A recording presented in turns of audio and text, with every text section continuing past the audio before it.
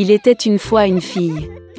Et elle avait des cheveux si beaux et si longs que tous ceux qui la voyaient ne pouvaient pas quitter les yeux. Les brins étaient si légers, juste dorés. Par conséquent, ils l'ont appelée Boucle d'Or.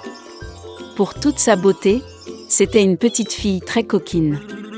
Maman lui a toujours permis de marcher dans la cour, mais lui a ordonné de ne pas aller dans les bois derrière leur maison. Boucle d'Or était très intéressée de savoir ce qu'il y avait dans cette forêt. Et ainsi, alors que la mère n'a pas vu, elle a en quelque sorte quitté la maison dans la forêt. La fille a longtemps marché dans la forêt. Soit il trouve une baie, puis regarde une belle fleur, puis écoute le chant des oiseaux. Alors elle s'est perdue dans la forêt. Et soudain, elle a vu une maison inhabituelle dans une clairière. Boucle d'Or s'approcha de lui doucement. « Je me suis promenée, mais je n'ai vu personne. » Elle a frappé à la porte, mais personne n'a répondu. Puis, elle frappa plus fort et la porte s'ouvrit. Boucle d'Or entra prudemment. 3 ours vivaient dans cette maison. Un ours était papa, gros et hirsute. L'autre était une mère ours. C'était plus petit. Le 3e était un petit ours. Les ours n'étaient pas chez eux car ils étaient allés se promener dans les bois. La fille entra dans la pièce et vit 3 bols de porridge sur la table. Le premier bol, le plus gros, était le papa ours. Le 2e bol, le plus petit, était la mère ours, et le 3e, le plus petit, était l'ourson. Près de chaque bol, posait une cuillère, grande, moyenne et petite. Boucle d'Or avait tellement faim qu'elle a d'abord voulu manger dans un grand bol.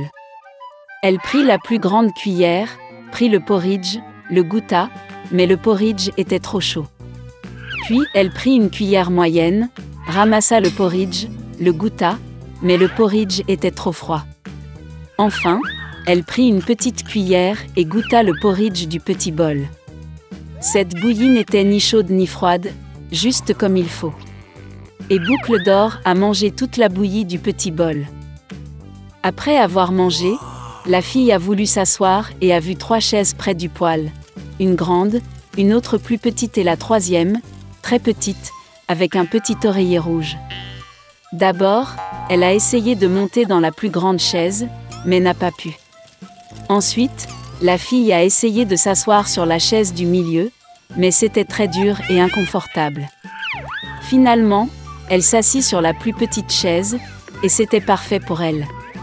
Boucle d'Or a tellement aimé la chaise qu'elle a commencé à se balancer dessus. La chaise a craqué, s'est cassée et elle est tombée au sol. La fille s'est levée et est allée dans une autre pièce. Il y avait 3 lits, grands, moyens et petits. Tout d'abord, Boucle d'Or est montée sur le premier lit, mais il était trop haut et trop dur. Je me suis allongée sur celui du milieu, il était trop spacieux et mou. La fille s'allongea sur le 3e plus petit lit.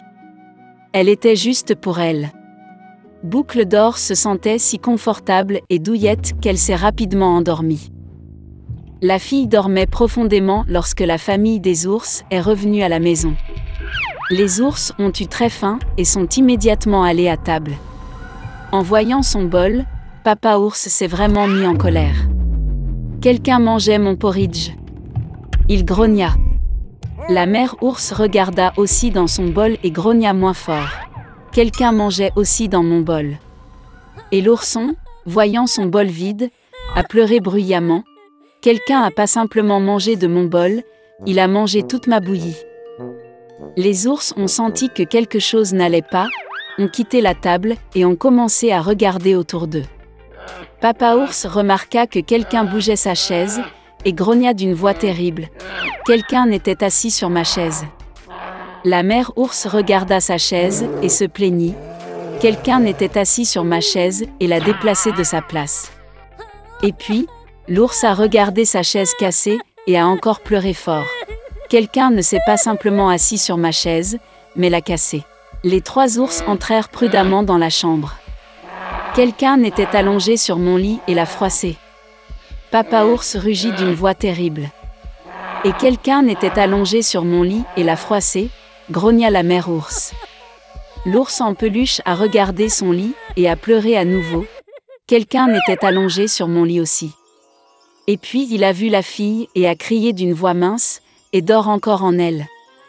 Papa et maman ours sont allés au lit et ont vu qu'une petite fille dormait là. Boucle d'or s'est réveillée du cri d'un ourson et a eu très peur. Il y avait 3 ours devant elle. Elle a immédiatement sauté hors de la maison et a couru partout où ses yeux regardaient, sans se retourner. La fille a couru pendant un long moment, était très fatiguée, puis elle a vu sa mère, qui cherchait sa fille disparue dans la forêt. Depuis, Boucle d'or a toujours écouté sa mère et n'a rien fait sans sa permission. Elle est devenue une fille très obéissante, gentille et gentille. Là vivaient un mari et une femme. Pendant longtemps, ils voulaient déjà avoir un enfant, mais il n'était pas là. Un jour, ma femme est tombée malade. Le mari lui a demandé ce qu'elle voulait le plus. L'épouse a répondu qu'il y avait un magnifique jardin à proximité, où poussent plusieurs des plus belles fleurs. Il y a une belle réponse dans le jardin. Il a l'air si frais et si vert qu'elle voulait vraiment le goûter. Mais le jardin était entouré d'une haute clôture et personne n'osait y entrer, car ce jardin appartenait à une seule sorcière. Elle possédait un grand pouvoir et tout le monde dans le monde la craignait. Le mari aimait beaucoup sa femme et a décidé de lui acheter une réponse, peu importe ce que cela lui coûtait. Et ainsi, au crépuscule, il grimpa par-dessus la clôture de pierre dans le jardin de la sorcière, prit à la hâte une poignée entière de réponses vertes et l'apporta à sa femme. Elle en fit aussitôt une salade et mangea avec gourmandise. Elle aimait tellement cette salade que le lendemain, elle en voulait encore plus qu'avant. Le mari retourna dans le jardin, mais la sorcière se tenait déjà devant lui. Elle le regarda avec colère et dit qu'il paierait cher pour avoir volé la réponse. Il a demandé à la sorcière de ne pas se fâcher, car il avait arraché réponse pour sa femme, qui était très malade. Et il l'aime tellement. La colère de la sorcière passa un peu, et elle dit que si c'était vrai, elle lui permettrait de ramasser autant de réponses qu'il le voudrait, mais à une condition. Il devra donner à la sorcière l'enfant qui naîtra de sa femme. Le mari était d'accord avec la peur. Lorsque la femme a donné naissance à une fille, la sorcière est immédiatement apparue, a pris l'enfant avec elle et l'a nommé Réponse. Rapunzel est devenue la plus belle fille du monde. Quand elle avait 12 ans, la sorcière l'a enfermée dans une tour. Cette tour était dans la forêt et elle n'avait ni porte ni escalier. Seulement tout en haut se trouvait une petite fenêtre. Quand la sorcière a voulu escalader la tour, elle a appelé Réponse pour lui faire descendre ses faux. Et Réponse avait de beaux cheveux longs. Elle entend la voix de la sorcière, desserre ses tresses, les attache au crochet de la fenêtre, et les cheveux tombent, et la sorcière grimpe alors, s'accrochant à eux. Plusieurs années passèrent et le fils du roi monta à cheval dans la forêt où se trouvait la tour. Soudain, il a entendu des chants, et c'était si agréable qu'il s'est arrêté et a commencé à écouter. Réponse l'a chanté de sa merveilleuse voix. Le prince voulait monter. Il a commencé à chercher l'entrée de la tour, mais il était impossible de le trouver. Il a vu une fois comment la sorcière grimpe sur les tresses que Réponse l'a abaissées. Et le lendemain, alors qu'il faisait déjà nuit, le prince s'est rendu à la tour et a appelé Réponse. Elle entendit, baissa ses tresses et le prince monta. Réponse, voyant entrer un homme qu'elle n'avait jamais vu, eut d'abord très peur. Mais le prince lui parla affectueusement et lui dit que son cœur était si touché par le chant qu'il décida de la voir sans faute. Puis Réponse a cessé d'avoir peur, et quand il a demandé si elle acceptait de l'épouser, elle a donné son consentement et lui tendit la main. Ils ne savaient tout simplement pas comment descendre ensemble. Ils ont compris que lorsque le prince viendrait, il emporterait toujours un morceau de soie avec lui, et Réponse en tisse une échelle. Et quand l'échelle sera prête, ils descendront ensemble et partiront. La sorcière n'a rien remarqué jusqu'au jour où Réponse a demandé pourquoi il est plus facile de traîner le prince. La sorcière comprit tout, se mit en colère et s'agrippa de rage aux beaux cheveux de Réponse. Je les ai enroulés plusieurs fois autour de mon bras gauche, et avec ma droite j'ai attrapé les ciseaux, les ai coupés. Elle emmena la sorcière dans le fourré dense de Réponse et la cacha. Elle a attaché les tresses coupées au crochet de la fenêtre et, lorsque le fils du roi est apparu, les a tirées vers le bas.